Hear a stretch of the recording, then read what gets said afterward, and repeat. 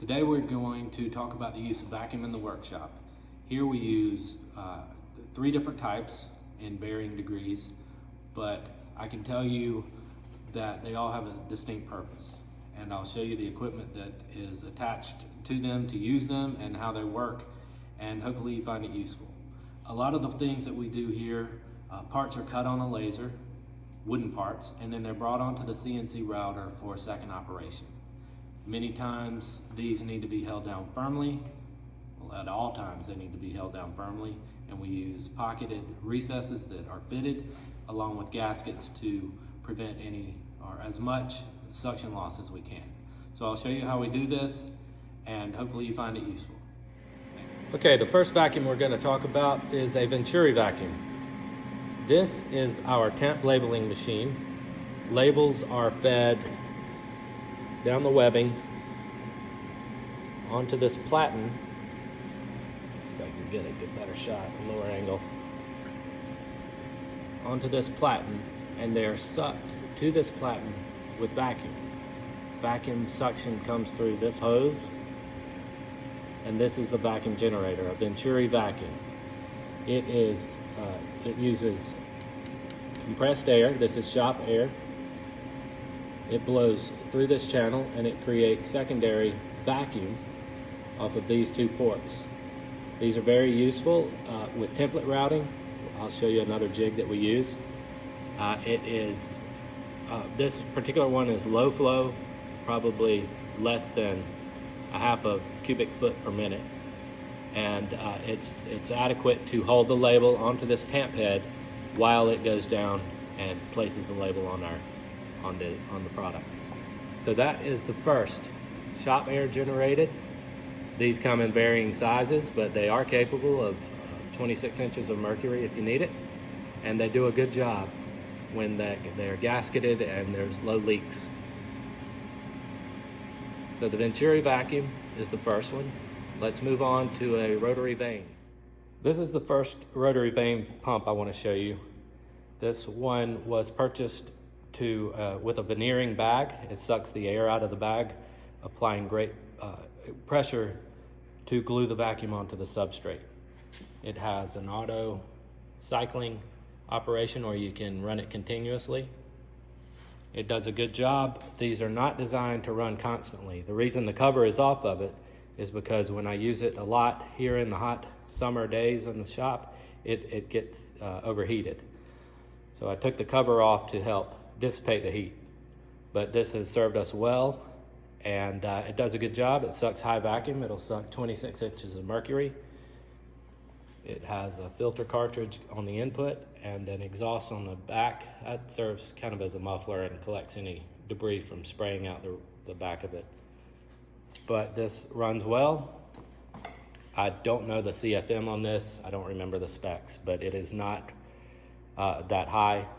We use these here. For example, this is a box. This box, we use a template routing setup to route the arches on the bottom. This box is in process, but I'll show you that the jig has a gasket. If I set it up here. So the gasket, the hose connects to the barb. The gaskets hold it to the box, and then we can use a template router bit to use the jig as a guide. Okay, now we're going to take a peek under the vacuum, or under the CNC router. This is a regenerative blower vacuum. These are designed for high volumes of air, but do not create extreme levels of vacuum. This one, the blower spins in that housing right there. Disregard for this particular pump, disregard the 3/4 lines. We're only talking about the 2-inch and larger lines. So suction goes down this area here. This is a check valve. It limits the suction to 8 millimeters of mercury. So if you're sucking higher than that, that will kick in and allow air into the system so that you don't exceed 8 millimeters of mercury. The canister is just a filter to suck out particulate to keep it from going through the pump blower. This is similar to, say, a dust collector blower. It's just, I guess, lower flow than that. So it sucks through these, I guess those are a 3-inch manifold into 2-inch pipe. And this router has 3 zones. Each zone can be controlled individually. And these are designed to hold down sheet goods to CNC router beds. And they do a good job at that because there's a lot of surface area that even when you only have 8 inches of mercury, you're still generating a good level of hold down force. Now on ours, we added this this valve to cut it off, shut it off from the rest of the system, this zone. We added this T to tie into our 3/4 inch line that goes to our high vacuum lower flow setup. So this vacuum goes under the table into our vacuum plenum, so we can take each vacuum out of the out of operation if we want to use the other.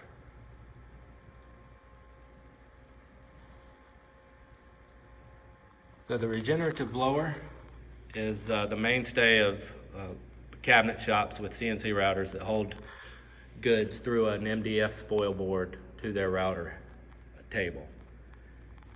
The last one is, you see the piping here for our 3/4 inch line. Our 3/4 inch line goes, you see it up the wall over there, goes down the wall to our other a rotary vane pump. This is our workhorse vacuum. This one runs a lot. It has a drip oil feeder, or oiler. It's operated with a 2 horsepower motor. This pump is a gas pump. I purchased it from surplus on eBay. This was probably a couple $100, and it draws 26 inches of mercury. It's probably limited to about 20 CFM maybe. But I have it exhausted through that copper pipe. The exhaust is fairly warm, and that goes outside. And the oil separator, it functions as a muffler as well. This thing is very loud without that. But this is the intake side. It goes up through, this is an intake filter. It filters out the sawdust or anything. So I have it going to 2 different areas of the shop. One half is closed off while the one to the router is open. This one runs a good bit. It's not terribly loud on the inside. So that's it. Not too bad. So I'm gonna leave it on. We're gonna walk over. Okay, this is our vacuum plenum on the first zone of our router table. Let me move this tape. My kids are coming to vacuum later. This is our vacuum plenum. We made this from corium. We use gaskets whenever we can on as much square footage on a jig as we can. I'm going to show you a couple of different examples here, but this is the way we have it set up. I have jigs that are fitted to the grooves spacing, and it allows them to register on an XY coordinate, the origin of my jig to the machine, so I get very little error there. But this grid is 1 inch on center, so if I want to move a grid, I want to move a jig, I can move it just by a whole number. This is one particular jig that I would show you. So this is recessed. This fits onto our grid. Disregard this gasket. It's for something else. What we would use is this gasket under the lip of that, so it would seal it against the bottom of the jig to the top of the plenum groove. And these hold parts for a second operation. And each part is gasketed, and when this is loaded up with wood, we can probably get about 15 inches of mercury out of the 26 that were possible. So we're getting that much leak out of, or through the wood or through the jigs hopefully not through the jigs or the gasketing under it, but hopefully it's all coming through the wood. I'm going to pause it to show you a grater or the vacuum in operation. Okay, so the vacuum has this is an intake. This is what I use to release parts when it's time. There are many more high-tech ways of doing this, but I simply close it off with a foam gasket or a foam pad like this. So when this is sucked, or when this is a closed system, you may have been able to hear the vacuum change tone in the background, the noise of it. And each one of these foam covers is sucked to the air hole that it's over. And with this, we're getting 15 inches of mercury. And that is not good. Okay, it turns out the vacuum is fine. It's pulling, where the gauge is, about 25.5 inches of mercury. I guess I've dropped this gauge one too many times. It was kind of held up, kind of stuck in that position, but I tapped it a couple of taps and it moved to where it should be. So our gauge is registering fine now. This is very close to what I would call as good as it gets here. 25.5 inches of mercury. Now I'll show you what happens when you start introducing some jigs into the equation. Okay, I have removed the foam cover from the intake. I've removed one of the foam covers. So now we have one air hole that we can suck through. This is the smallest pod, gasketed pod that I've made.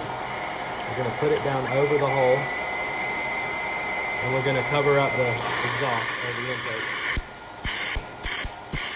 So you can see, I'm going to put a piece of corian on top of that.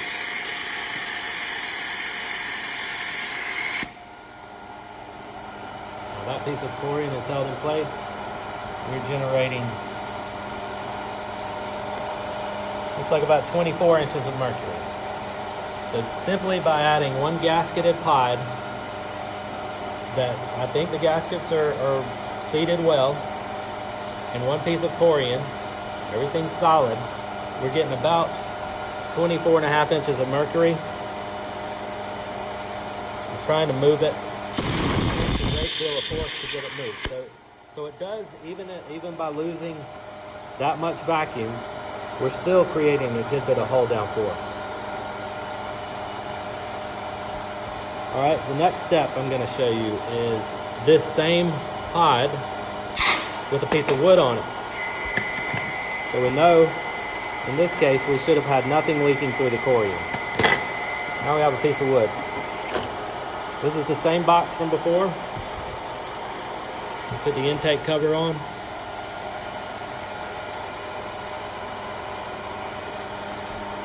And we're still around 24. It probably dropped a half or so. But there's good hold down force on this, but you can't break it away. This is kind of a weird example because I have a pretty large lever on here. So I'll release this. I'm going to pause it while I change the setup here. Okay, now I've placed a jig that is 36 inches wide. This is made to route small rectangles held in place. It'd be one board of maple would be sucked to this jig. I've got all the holes in the jig covered up so that we can just see what kind of vacuum loss we're getting just with the jig alone and perfect seal on top. So I'm going to put the cover in place. I can hear air coming a little bit from the jig. I don't see any obvious misplaced pads. But our suction has dropped to 20 inches of mercury at this point. I hear a leak.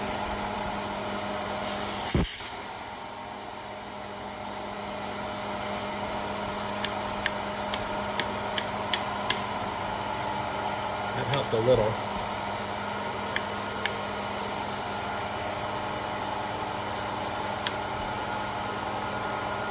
So with this interface, we've lost a little more suction.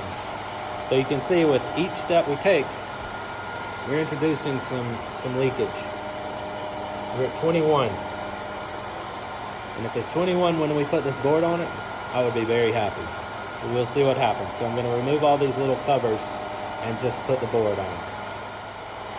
I went back and watched the video when I was editing it, and every time we did this, I was showing you this part of the video, or just putting the jig down with the foam covers, just to show how much air loss was between the jig and the plenum.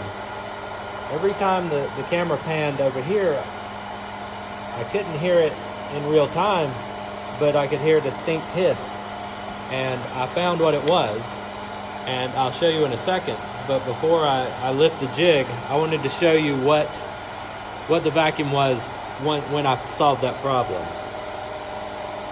So we're back to around 23.5, which is what I would really expect when we're simply introducing a solid plastic onto a nice fresh gasket. This is more in line with what I would happy seeing. 20 was fine, but for hold down, but it definitely, you could hear a hiss every time it scrolled, or every time I panned over here. And let me show you what that was. Let's take the cover off, slide the jig out of the way here. It was coming right here. There was a gap here.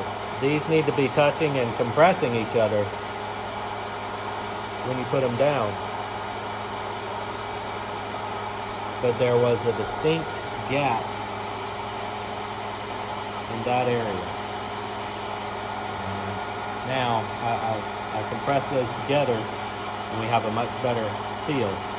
And that's only done, I thought the overlapping gaskets here would create, well, it would prevent me from having to cut a gasket exactly the correct dimensions and risk having a gap by an undercut.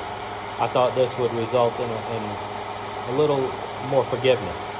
But we'll see how it goes. But I found it. Now we can get 23 inches of mercury, 23 and a half between this gasket and this jig. So we should be good. I'm going to put the wood on it again and see if that changes the number.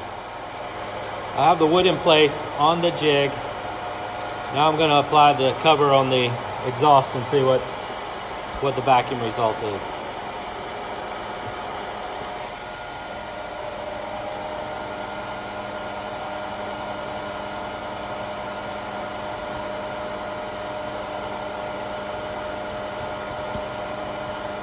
Make sure the gauge isn't hanging up. So we're at about 21.5 inches of mercury.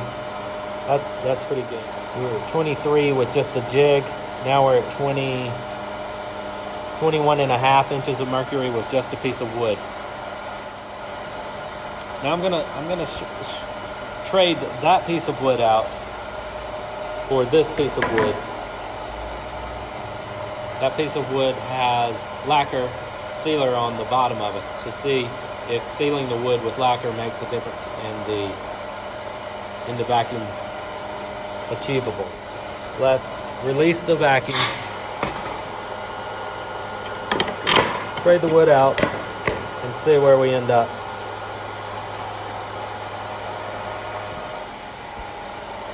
Okay, that wood is down.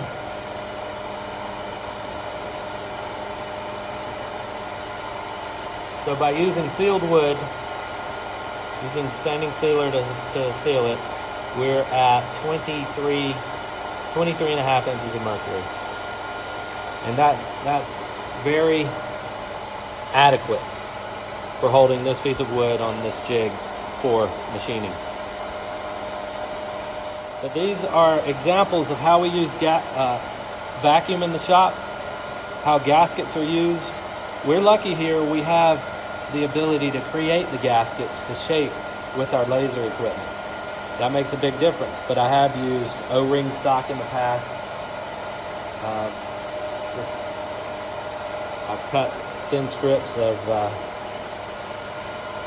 square, just foam cut them by hand and lay them in there and route them as best I can. All you need to do is make sure the gasket isn't wedging between your material and the plate of your jig. Anyway, that's all I have. I hope this has been helpful. If you have any questions, let me know. Talk to you later.